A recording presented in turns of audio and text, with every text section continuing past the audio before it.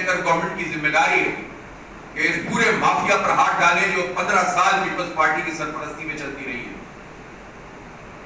اور جب ہم یہ بیانات ابھی بھی غیر قانونی تعمیرات جاری ہیں اور سسٹم پر ہاتھ نہیں ڈل رہا، ابھی بھی وہ وزیر مشیر جو پوری طرح سے سسٹم کو چلانے میں کردار ادا کرتے تھے ان کو گرفتار نہیں کیا گیا اور وہ مقدمے ان کو تیز نہیں کیا گیا جو پچھلے 5-10 سال سے چل رہے ہیں کرپشن کے، لوٹ مار کے.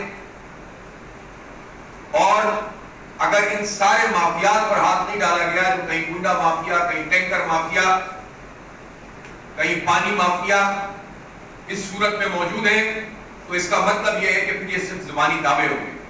مطالبہ ہے کہ قاتلوں کو گرفتار کیا جائے. کچھ چھاپے پڑے ہیں لیکن یہ اس طرح چھاپے مارنا پولیس کا اور پھر واپس گھر میں بیٹھ جانا، اس سے مسئلہ حل نہیں ہوگا. نشاندہی بھی موجود ہوتی ہے کہ ان کے علاقوں میں جا کر یہ قاتل چھپتے ہیں، پکڑے جائیں گے. اس لیے ہم احتجاج کا حق بھی رکھتے ہیں. یہ جماعت اسلامی کا نقصان ہے، یہ کراچی کے عوام کا نقصان ہے، یہ پاکستان کا نقصان ہے. لوگوں کے دکھ درد میں شریک ہوتے تھے، لوگوں نے انہیں اپنا کونسلر منتخب کیا تھا کے ساتھ لوگوں کی خدمت کرتا ہو، اس کو صرف اس بنیاد پہ مار دیا جائے کہ وہ گنڈا مافیا کے خلاف بڑھ کر غیر قانونیت لا قانونیت نہیں ہو سکتی. اس لیے میں ایک مرتبہ پھر مطالبہ کرتا ہوں کہ اس پورے کیس پر قاتلوں کو گرفتار بھی کریں اور کے الیکٹرک سمیت تمام گنڈا مافیا کو جو اس شہر میں کرائمز کر رہے ہیں ان کو بھی انجام تک پہنچایا جائے.